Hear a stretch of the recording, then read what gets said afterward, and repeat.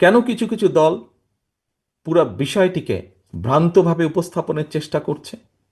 যে ঘটনাটি ঘটে গেছে পুরনো ঢাকায়, যে ঘটনাটি ঘটে গেছে, যে ছেলেটি মারা গেছে বরঞ্চ তার সাথে হয়তো যুবদলের সম্পর্ক আছে, কিন্তু যে খুন করছে বা যে হত্যা করছে তাকে তো অন্য জায়গা থেকে, আমরা যেটা খবর পেয়েছি, অন্য জায়গা থেকে নিয়ে আসা হয়েছে। তাকে তাকে ধরা হচ্ছে না।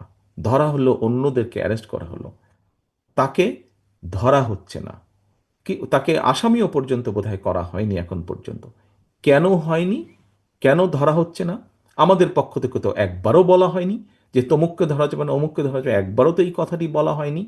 আমরা বরাবর বলে দিচ্ছি, একটু আগে যেটি আপনাদের সামনে বলেছি, বরাবর আমরা বলেছি অন্যায়কারী আইনের দৃষ্টিতে তার বিচার হবে।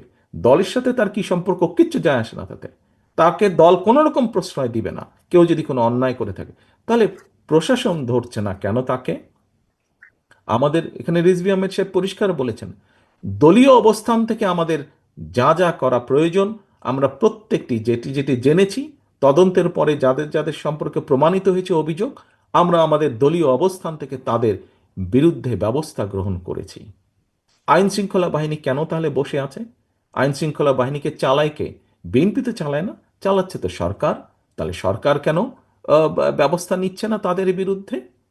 সেটি দলেরই হোক বা সেটি অন্য কোনো লোকই হোক, কেন ব্যবস্থা নিচ্ছে না? প্রিয় উপস্থিতিবৃন্দ, দেখুন, একটু আগে আপনাদের সামনে আমি তুলে ধরেছি বিএনপির প্রত্যেকটি, আমাদের যারা শহীদ হয়েছে সহকর্মীরা, তারা দেশকে যেমন দেখতে চেয়েছে, তার উপরে ভিত্তি করে আমরা প্রত্যেকটি বিষয়ে পরিকল্পনা গ্রহণ করেছি। কিন্তু একটি শব্দ প্রায় বক্তব্যে উঠে আসে, ষড়যন্ত্র। যা আগে বলেছিলাম 8 মাস 7 মাস আগে, তা এখনো বলছি। শুধু আমি একা বলছি না, যারা বিবেকবান সচেতন মানুষ, দেশপ্রেমিক মানুষ, প্রত্যেকটি মানুষ বলছেন এই কথাটা। নতুন করে ষড়যন্ত্র আবার শুরু হয়েছে। একটু আগে আমি বলেছি বিএনপি তার অভিজ্ঞতার আলোকে বলেছে সংস্কার কোনটি উচিত হবে কোনটি উচিত হবে না বা কি মতামত, কারণ বিএনপি দায়িত্ববোধ থেকে বলেছে। প্রিয় সহকর্মীবৃন্দ, আমরা বরাবর এক কথা বলে এসেছি, আমরা সবসময় গণতন্ত্রে বিশ্বাস করি, বাংলাদেশের স্বাধীনতায় বিশ্বাস করি, বাংলাদেশের মানুষের সার্বভৌমত্ব, দেশের সার্বভৌমত্বে আমরা বিশ্বাস করি, মানুষের কথা বলার অধিকারে আমরা বিশ্বাস করি। বিএনপি তার জন্ম থেকে বলেছে, বিএনপি বহুদলীয় গণতন্ত্রে বিশ্বাস করে। এই কথাটি শুধু বলেনি, এই কথাটি প্রমাণ করে দেখিয়েছে।